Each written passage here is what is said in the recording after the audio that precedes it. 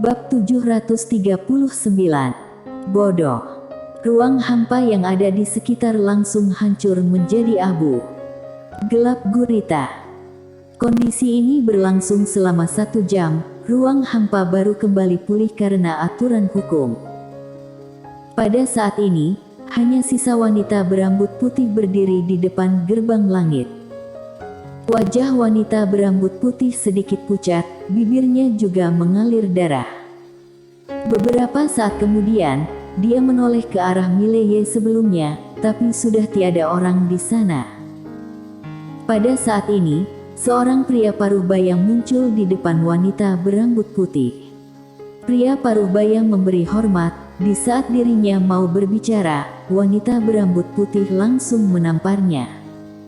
Plak. Pria parubaya langsung terbang ratusan meter. Pria parubaya itu pun tercengang.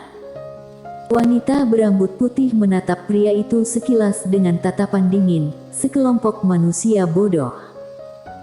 Pria parubaya itu tercengang sejenak, lalu berkata, "Yang mulia, aku." Wanita berambut putih mendadak menghilang. Plak. Pria parubaya itu kembali terpelanting. Kali ini, terpelanting ribuan meter. Bukan hanya seperti itu, tubuh fisik pria parubaya langsung retak. Melihat kondisi ini, semua Master Aula Sendian langsung panik dan serentak mundur. Wanita berambut putih melihat pria parubaya yang terpelanting itu. "Dasar sekelompok orang bodoh, jelas-jelas Mileye begitu lemah, kenapa kalian tidak membunuhnya terlebih dahulu?" Yang mulia, Mileye memiliki backingan," ujar pria parubaya dengan nada gemetar. "Ada backingan. Jadi, kalian pergi mencari orang itu, tidak membunuhnya," marah wanita berambut putih. Pria parubaya langsung bercucuran keringat dingin. "Yang mulia, wanita bergaun polos sangat hebat, asalkan membunuhnya, maka Mileye pasti akan mati juga." Wanita berambut putih mendadak menghilang. Plak. Pria parubaya kembali terpelanting jauh. Kali ini, tubuh fisiknya langsung hancur. Ekspresi wajah semua orang langsung berubah, bahkan ada yang mulai kencing celana. Wanita berambut putih melihat tubuh jiwa pria parubaya itu dari kejauhan. "Menurutmu, kita pasti akan bertarung dengan wanita bergaun polos itu, kan?" Pria parubaya menganggukkan kepala. Iya. Suaranya bergetar. "Kalau harus bertarung, kenapa kita tidak membunuh Mileye terlebih dahulu? Dasar otak udang," marah wanita berambut putih. Usai berkata, aura yang kuat langsung memancar keluar dari tubuhnya. Boom! Master Aula Sendian yang ada di sekitar langsung terpelanting mundur. Wanita berambut putih melihat ke arah bawah dengan ekspresi wajah dingin, sekelompok manusia bodoh. Bisa bunuh tapi tidak mau bunuh, malah harus mencari backingannya. Kalian sudah membina 1000 tahun, tapi kenapa bodoh sekali? Usai berkata, dia langsung melambaikan tangan, cepat perintah semua orang untuk mencari Mileye, kalau menemukannya, langsung bunuh saja. Di saat suara ini hilang, dia juga sudah menghilang. Semua orang langsung menghela napas lega. Pada saat ini, seorang senior berkata, "Cari Mileye." Pada saat ini, seorang pria parubaya bertanya, "Bagaimana dengan wanita bergaun polos?" "Jangan takut dengan wanita bergaun polos. Bunuh Mileye," marah senior itu. Usai berkata, dia langsung berbalik badan pergi. Beberapa saat kemudian, semua Master Aula Sendian pun serentak hilang. Di sebuah pegunungan, Mileye mendarat dan langsung duduk bersila. Ada seekor naga emas yang terbang di sekelilingnya. Dia tahu apa yang diberikan Raja Manusia padanya. Ternyata adalah naga langit Destiny. Sekarang dia merasa ada api yang membara di dalam tubuhnya. Quen Lian langsung muncul di depannya. Dia langsung mengerutkan kening ketika melihat Mileye masuk ke dalam menara. Setelah itu, dia membawa Mileye masuk ke dalam menara penjara alam. Di dalam menara, ruang hampa di sekeliling Mileye langsung bergetar. Beberapa saat kemudian, tubuh fisiknya mulai mengalami perubahan. Mileye mendadak membuka kedua matanya. Dua cahaya emas langsung memancar keluar dari mata dan menembak ke arah dinding menara penjara alam. Boom! Dinding menara penjara alam pun bergetar ringan. Beberapa saat kemudian, Mileye mendadak berdiri. Pada saat ini, ada ukiran naga di punggungnya. Naga emas ini seolah-olah menyatu di dalam tubuhnya. Mileye terdiam, lalu menatap Quen Lian. Nona Quen Lian, apa ini? Tubuh fisikmu sekarang sudah mencapai alam pengakuan tertinggi, ujar Quen Lian. Alam pengakuan tertinggi. Mileye kaget dan berkata, karena naga emas ini. Quen Lian menganggukkan kepala, iya, naga ini sangat kuat. Sekarang dia sudah menyatu dengan tubuh fisikmu. Tubuh fisikmu sekarang sudah sama dengan tubuh fisik naga ini. Akan tetapi, sebelumnya dia sudah terluka, kalau tidak tubuh fisikmu akan lebih kuat. Setelah itu, dia mengedipkan mata dan berkata, seharusnya bukan hanya tubuh fisik yang menjadi kuat, coba kekuatanmu sekarang. Mileye menganggukkan kepala, lalu menggenggam erat kedua tangannya. Kekuatan yang kuat langsung berkumpul di kepalan tangannya. Bukan hanya demikian, muncul naga emas ilusi di belakangnya. Ini. Mileye terkejut, naga ini. Pada saat ini, dia benar-benar tercengang. Naga emas.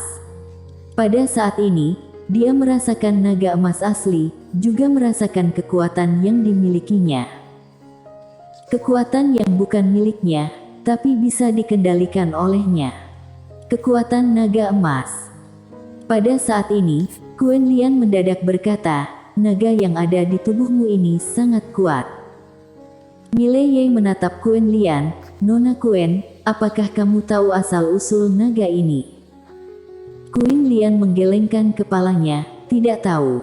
Makhluk ini sangat kuat karena, setelah menyatu denganmu, aliran darahmu malah tidak meronta.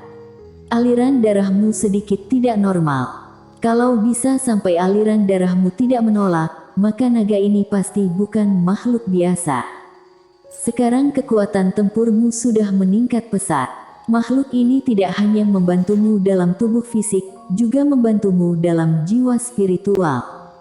Sekarang, kalau kamu mengeluarkan pedang tanpa batas, kekuatan akan lebih kuat. Mileye bertanya, apakah bisa membunuh wanita berambut putih itu?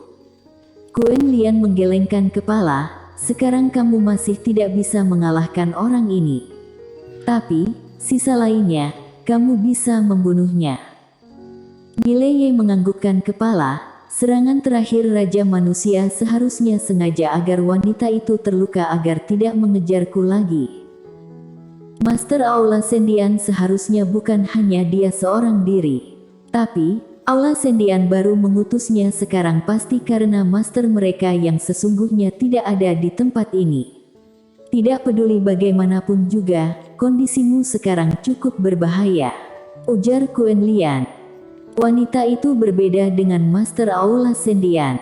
Aku harus kembali ke kota Tianjiang, ujar Mileye.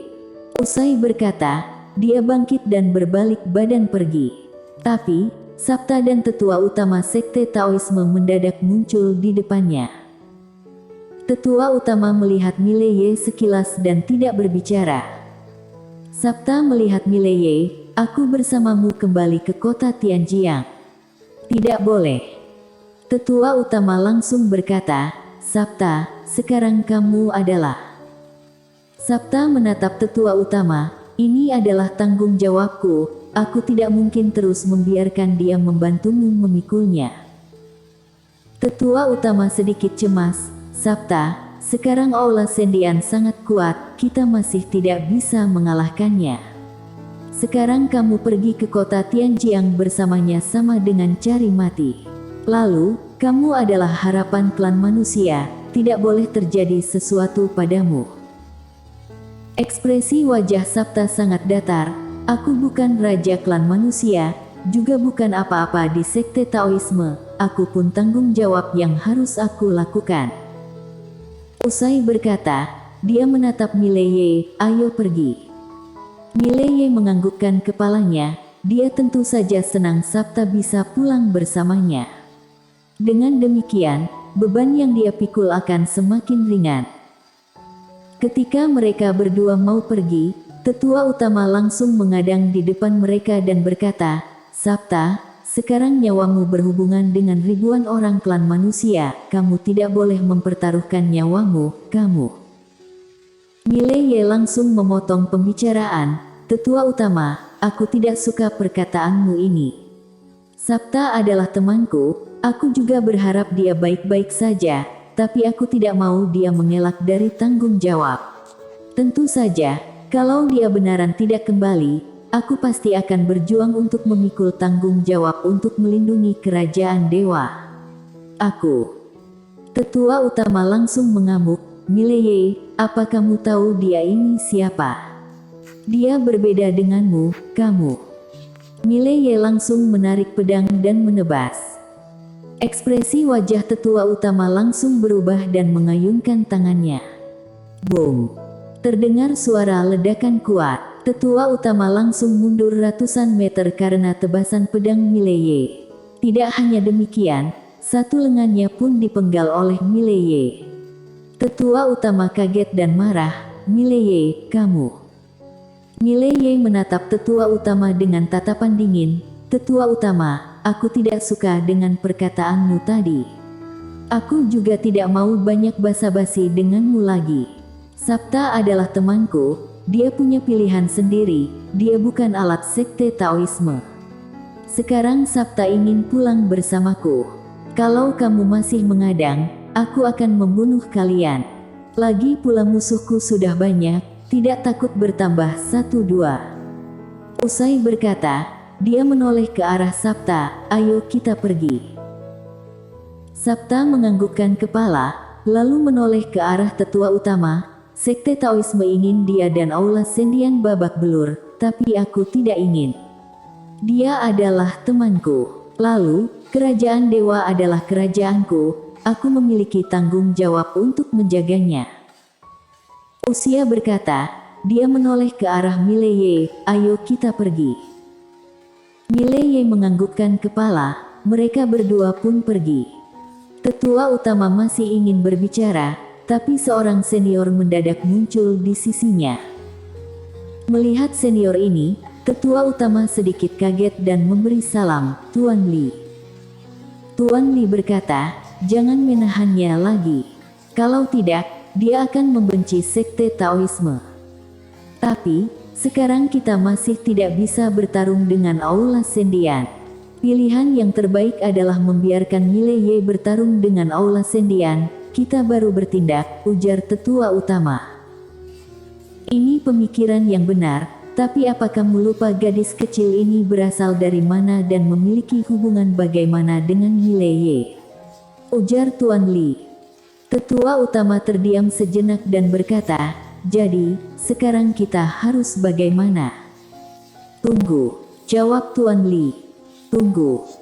Tetua utama mengerutkan kening, dan masih ingin berbicara, hanya saja ruang hampa yang ada di depannya langsung bergetar.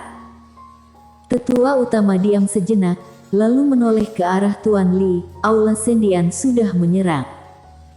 Bersambung.